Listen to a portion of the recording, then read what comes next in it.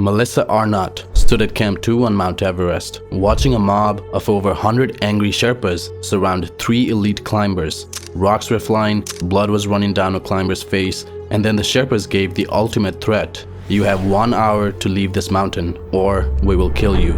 And at that point, Arnot knew that if she didn't do something right now, 3 of the world's best mountaineers might not make it off this mountain alive. So she walked directly into the center of that mob. 1 woman, 100 angry men, and the gamble of her life. But to understand why 100 Sherpas were threatening 3 elite climbers at 21,300 feet, we need to rewind 12 hours earlier, because what happened that day wasn't just about falling ice or misunderstood warnings. It was about years of resentment, inequality, and a breaking point that had been building on Everest for decades.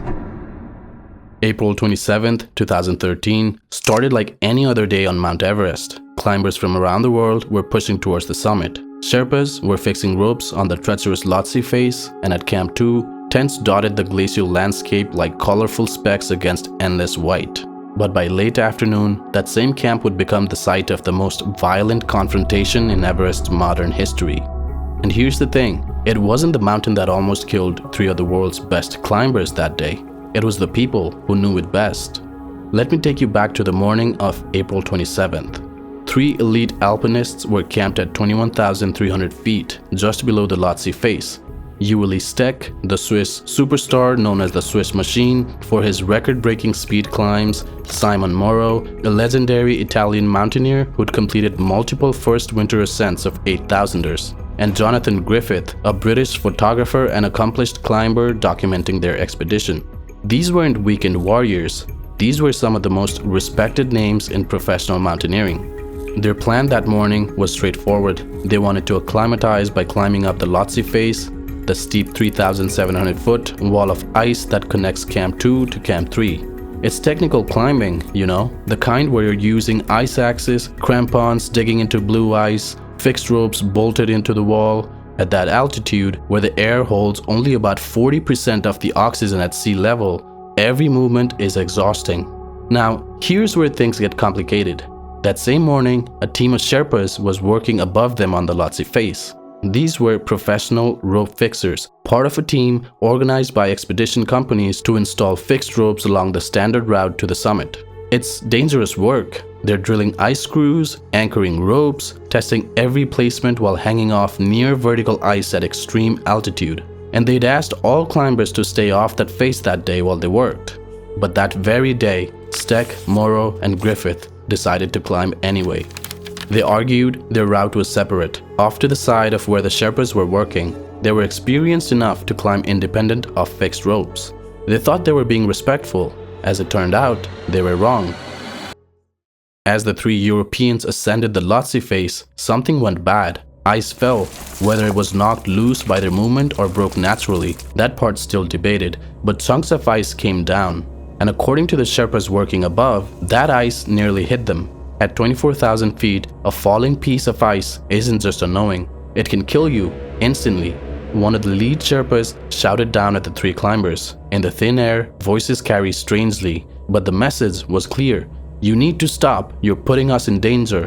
What happened next depends on who you ask. The Sherpas say the 3 climbers shouted back disrespectfully, ignoring their warnings, and kept climbing. Steck and Moro say they tried to explain their route was separate, that they'd be careful. Griffith, filming the whole time, captured some of the exchange on camera, but the damage was already done. Words were said, tempers then flared, and at extreme altitude, where your brain is starved of oxygen and stress is already maxed out, small conflicts can explode. The 3 climbers eventually descended back to Camp 2, thinking the incident was over. They retreated to their tents at 21,300 feet. They were probably planning to just rest and let things cool down. They had no idea what was coming. Around 1 p.m., climbers at Camp 2 started noticing something strange. Sherpas were descending from the Lhotse face. Not just a few, but dozens of them. 30, 40, maybe 50. Eventually, over 100 Sherpas gathered at Camp 2, and they were angry, like really angry. Witnesses say the Sherpas were shouting, some were holding rocks, and they were all moving toward one specific set of tents. The tents where Steck, Moro, and Griffith were resting. Imagine you're inside a tent, high at 21,300 feet. You're exhausted, dehydrated, and are trying to recover. And suddenly, you hear shouting outside, lots of shouting. You unzip your tent and step out, and you're surrounded. 100 men, faces you recognize from base camp, from the route, people you've shared tea with, people who have helped carry your gear, and now they're furious. And this brings us to where we started. According to multiple witness accounts, including American climber Melissa Arnot, who was camped nearby, the confrontation turned physical almost immediately. Sherpas threw rocks at the three climbers. Ueli Steck was hit in the face. Blood started running down his cheek almost immediately. Then punches were thrown, Moro was kicked, Griffith tried to back away, but he was surrounded. And then came the ultimate threat. You have 1 hour to leave this mountain, or we will kill you. Now, here's what you need to understand. This wasn't a random outburst. This was years of resentment boiling over. The Sherpa people are an ethnic group from Nepal, and for decades, they've been the backbone of Everest expeditions. They fix the ropes, they carry the loads, they establish the camps, they guide paying clients to the summit, and they do it for a fraction of what Western guides earn. A Western guide on Everest can make anywhere from $35,000 to $80,000 for a single season. A Sherpa doing the exact same work, often taking on more risk, might make $3,000 to $6,000 plus some bonuses for the whole season. To put that in perspective, one summit bonus for a Western client might equal an entire year's salary for a Sherpa. And the risks? Sherpa account for about 1/3 of all deaths on Everest, despite being a much smaller percentage of total climbers. They're the ones testing questionable ice, they're the ones making multiple carries through the Khumbu icefall, which is the most dangerous section of the climb. Clients make the trip only once. In 2014, just 1 year after this incident, an avalanche in the Khumbu icefall killed 16 Sherpas in a single day. So, when three elite Western climbers, guys who were famous and well paid and celebrated around the world, ignored the warnings of working Sherpas and then allegedly disrespected them, something snapped. Back at Camp 2, the situation was spiraling. The three Europeans were outnumbered 100 to 3. They tried apologizing, tried explaining, tried to de-escalate. It didn't work. Rocks kept flying, more Sherpas arrived. Some witnesses say certain Sherpas were trying to calm the mob down, but the anger was too strong. Melissa Arnot, an American mountaineer who was at Camp 2 that day, realized something really terrifying. This could end with people dead. She had summited Everest multiple times. She knew these Sherpas personally, she had worked alongside them for years, and she knew that if this violence continued, there'd be no going back. So she did something extraordinary. She walked directly into the middle of the mob, one woman, 5'4", positioning herself between 100 angry men and 3 climbers who were about to be seriously hurt, maybe worse. And here's the critical part. She knew they wouldn't touch her. In Sherpa culture, there's deep respect for women. Hitting a woman, even in anger, would bring enormous shame. So Arnot used her body as a shield. She stood there, arms out, telling the Sherpas in Nepali that this needed to stop, that this wasn't who they were, that violence would destroy their reputations, their livelihoods, their community standing. Other climbers joined her, some Westerners, some Sherpas who wanted to stop the violence. They formed a protective barrier around Steck, Moro, and Griffith. For tense minutes, it could have gone either way. Rocks were still being thrown, shouting continued, but slowly, gradually, the immediate threat subsided. But the ultimatum remained: 1 hour, leave the mountain. The 3 Europeans packed their gear as fast as humanly possible at that altitude. When you're at 21,300 feet, even simple tasks are exhausting. Your brain is foggy, your hands shake, you're gasping for air with every movement. But they packed faster than they'd ever packed in their entire lives. They descended to base camp at 17,600 feet, and then they kept going. They didn't stop at base camp to rest. They didn't even wait to see if things would calm down. They hiked straight through, all the way down to the village of Feriche at 14,000 feet, and then kept descending toward Namche Bazaar. Then they left Nepal within days. Ueli Steck later said in interviews that he'd climbed some of the most dangerous peaks on Earth. He'd soloed routes that should have killed him. He'd survived avalanches and rockfall and storms. But that day at Camp 2, that was the most scared he'd ever been on a mountain. The incident sent shockwaves through the mountaineering world. Climbing organizations, expedition companies, media outlets, basically everyone weighed in. Some supported the Sherpas, saying it was about time someone stood up to entitled Western climbers who treated them like servants. Others condemned the violence, saying that no matter the grievances, physical attacks were inexcusable. Investigations followed, the Nepalese government got involved, Steck, Moro, and Griffith gave their accounts. Sherpa representatives gave theirs. Melissa Arnot and other witnesses provided testimony, and the truth, as it often does, sat somewhere in the messy middle.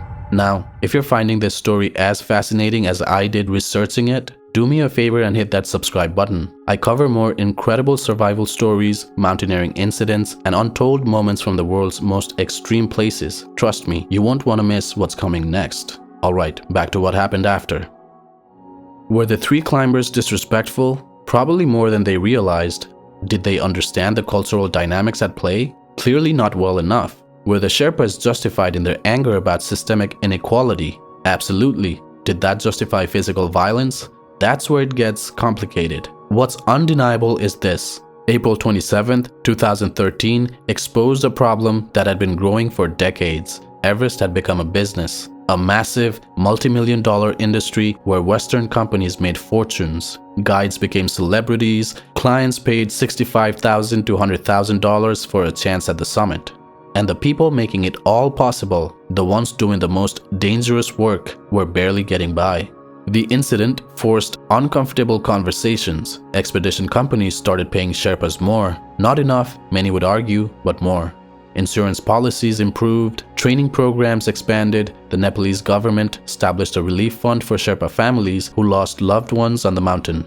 But the fundamental inequality, that's still there. Ueli Steck tragically passed away in 2017 during a climbing accident on Nuptse, another peak near Everest. He was 40 years old, widely considered one of the greatest alpinists of his generation. In the years between the 2013 incident and his death, he spoke often about what happened that day, always with a tone of regret and reflection. He acknowledged he didn't fully understand the situation he had walked into. Simone Moro continued climbing and went on to complete more historic first ascents.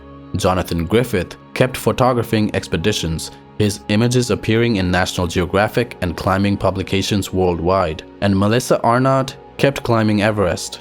In 2016, she became the first American woman to summit Everest without supplemental oxygen, a feat only a handful of people have ever accomplished. She summited Everest 6 times total, and on every trip, she maintained close relationships with Sherpa teammates, built on mutual respect and understanding of what happened that day at 21,300 feet. The Sherpas who were involved in the confrontation, most of them went right back to work on Everest the next season. Because here's the thing, they didn't have a choice. For many Sherpas, working on Everest isn't adventure tourism. It's how they feed their families. It's their economy, their livelihood, their only option in a region where opportunities are scarce. To this day, if you mention April 27, 2013 to people in the mountaineering community, they know exactly what you're talking about. It's referred to as the Camp 2 incident or the Everest Brawl, but really it was a reckoning. One woman stopped 100 men that day, not with strength or authority, but with understanding. She understood the culture, she understood the stakes, and she understood that sometimes courage isn't about climbing higher, it's about standing in the middle and saying, "Not like this." Melissa Arnot reminded everyone what mountains are really supposed to teach us: respect, humility, and the knowledge that no summit is worth losing our humanity. That's what happened on April 27, 2013. That's what nobody expected, and that's a lesson Everest is still trying to teach.